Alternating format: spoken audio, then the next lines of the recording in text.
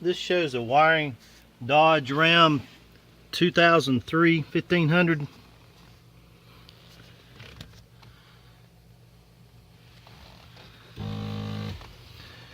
See, the wire that we looking for there is a tan wire with orange on it, and the other one is a tan wire with pink on it.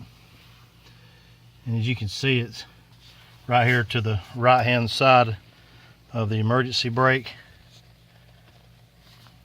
It's right down below this large white cap here, and it comes out of that plug right up underneath it there. And that's a good place to put the purple and the gray wire that comes off of the tailgate door lock. Also, it was very difficult to try to get to the wiring that comes through the firewall back up through there. So what I did was just drill a small hole in that plastic panel right on the other side of that hole right there. That's the hole where the clutch would go through if there was a clutch in the truck. So the manufacturer just put a plastic panel on the other side of it.